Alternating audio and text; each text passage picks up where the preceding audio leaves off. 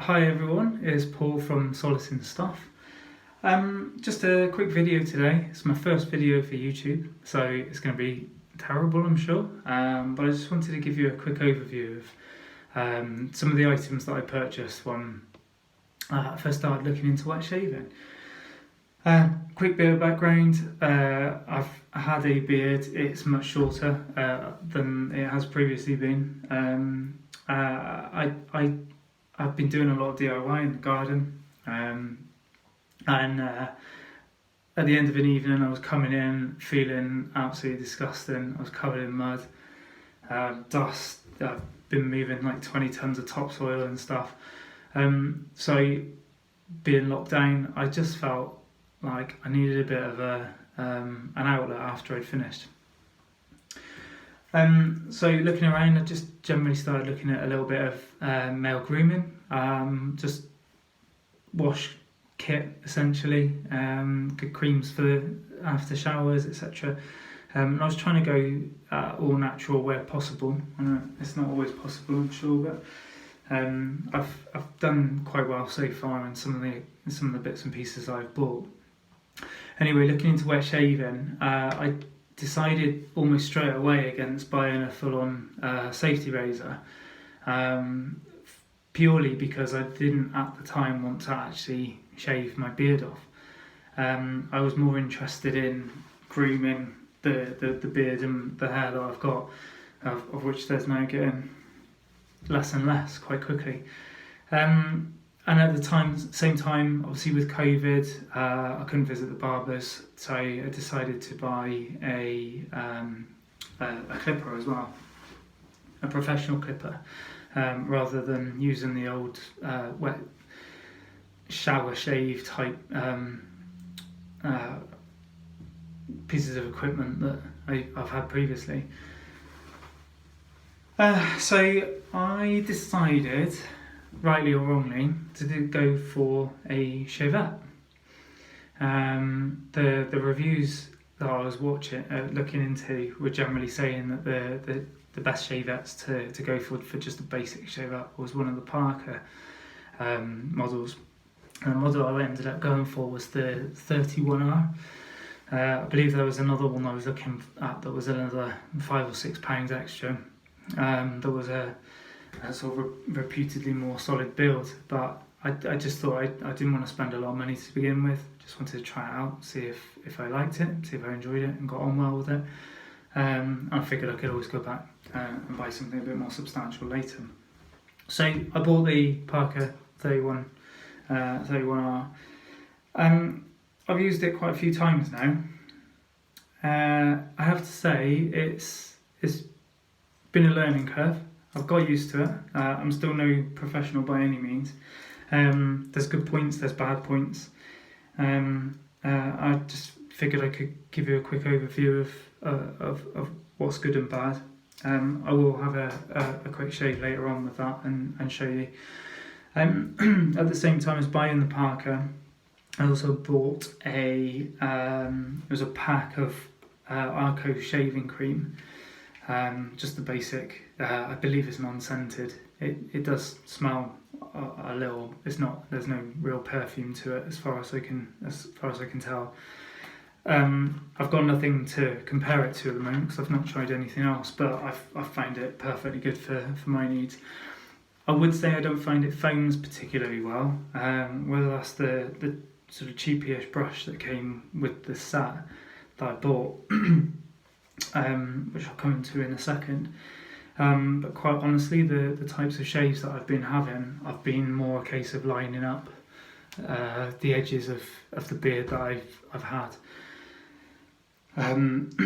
So I didn't really want a massively foaming, or I didn't realise anyway until later on, that I didn't actually need a massively foaming cream. I've kind of done the whole face just for the experience of it, and actually I'm really enjoying it. But quite honestly, a nice thin kind of foam, I can, not so much now because it's very short, but before I could see the outline of the beard through it, and I knew where to edge up to using the Parker. The parka didn't come with any blades, so I purchased a pack of Astra Superior Platinum double edge blades, and from what I understood they were a kind of, for want of a better description, a medium harshness blade. I did look at the feathers and thought, well, why would you go for anything less sharp when you're trying to cut your beard? But after sort of seeing reviews and experienced people saying that the feather was quite a full-on blade, I did decide against it and went for the Astra. Honestly, I've cut myself quite a few times with the Astras, so God knows what I'd have been like with the feather. That came as a pack of 100, and I think I paid, I'd have to double check, but I think I paid something like 4 or 5 quid for them, something like that, off Amazon. I really can't remember, I'll have to check. If anybody wants to know, let me know. So the brush that came with the kit that I bought, and I can't remember which bit came with what. I know something came with the blades and something came with my soap. I think I bought these two together, and there was an Arko stick soap that came with the Astra blades. And the brush is a Omega brush. It's just their base model, I believe. Just got the Shave Factory logo on there. I don't know if you can see it very well. Apologies for the poor quality of the video, by the way, and the squinting as well. The sun's right in my eyes. And I believe it's a boar brush. Again, nothing to compare it to. I've not even used the cheapy ones from sort of Tesco's or Asda's, etc. To compare it to. When I first got it, it did, as people suggested, smell quite nasty, to be honest. It was like damp dog. But I've shampooed and conditioned it a few times, and obviously I've used it a few times since, and now all I can smell is the Arko soap smell that's left over, and that smells nice. So yeah, I don't know whether that's a part of why this hasn't foamed up so much, or whether I'm just doing it wrong. Second comment on that actually is that I haven't been using a bowl. I did the first time, and again the lather it seemed too much for me, so for speed as well, I've actually just been whizzing it in the soap pot after soaking the brush in hot water while I'm having a shower, and then just straight onto the face and giving it a good scrub. I can control how much the foam builds then as well. So I'll use those two today along with the parka. I'm not going to have a full shave. I will just do, as I've said, you can barely see it, to be honest with you. I'm holding out. I don't want to have a full shave because I've gone ahead and just ordered the new Gillette double edge safety razor that's just not been released. After everybody was commenting on it, I was going to look at buying the Merkur 34C, I think it was, which seemed to be kind of the go-to basic razor that everybody was suggesting, given that was, I believe, about £37 on Amazon. And looking at the Gillette, the new Gillette that's come out, that was 20 quid on the Gillette website and 23 quid with a further pack of 10 Gillette blades, King C blades, and a little tiny, I would imagine it's got like 50mm type tub. This isn't it, 50mm type tub of see-through shave gel. Which I probably won't use for face, unless I'm maybe lining. Might be a good option actually instead of the cream. Probably use it for more the manscaping side of things, whilst in the shower. I'll do a video if necessary on that at a later date. So yeah, Proraso. This again, I kind of looked into the pre-shave and the post-shave side of things as well.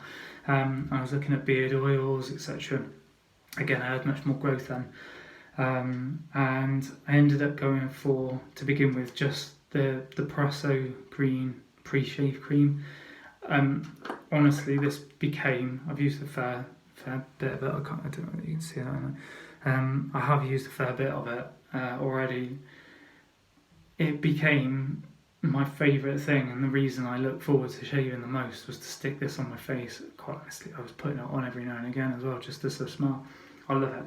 It's like a menthol, sort of creamy sort of smell. It's got eucalyptus in it as well, apparently. It did, again, for my beard, the beard oils that I've eventually got, and the prep and the post-shave stuff, my beard just changed completely. For anybody with a beard, I would definitely recommend, if you don't already, looking after it a bit better. It went from being a spiky hedgehog bush to something that was nice and soft, and actually my partner commented on how calmed down the spikiness was, which is always a good thing. And over anything else, whether I looked better for it or not, I felt way better after having a shave and a shower, and I just felt like I'd done a bloody hard day's work, but it was all worth it at the end. Finally, I'm just going to use as a post shave. I've got a Baylis and Hardin Skin Spa for men, amber and sandalwood aftershave balm. I've picked up some others since, but this is the one that I think I had given to me in a little gift set at Christmas, so I thought I'd go back to using that one just to finish off with. My collection has grown, nowhere near, I'm sure, as many as other people in the wet shave community, but it is growing. I've ordered a few extra bits, but quite honestly, the little set that I had to begin with has been quite fine. It did the job perfectly for me. It was a good learning experience. I don't think you need to spend an awful lot of money to get into wet shaving, but it's much like anything. When you get into something, it soon becomes a lot more expensive. Something that was supposed to only cost like, I don't know, 20 quid between the razor and the shaving foam or the brush, it's definitely exceeded that. However, saying that, there's many reviewers out there that have done the shaves, shaving reviews of cheap items that you can buy just from the supermarket, and they seem to do really well with it. So there's nothing to say that you can't get into it for a lot cheaper. I tend to be the sort of person who's all the gear, no idea, and that is definitely still going to be the case going forward. I'm not going to pretend to know anything really about wet shaving, history of it, etc. I'm picking up more and more tips from some of the videos that I'm watching, but I'm definitely a novice in all of this. I'm just looking to gain a bit of experience and pass on any knowledge, and see if I can help anybody along the way in not making the same mistakes as I've made. So without further ado, I'm going to jump in the shower. I will be back. See you soon.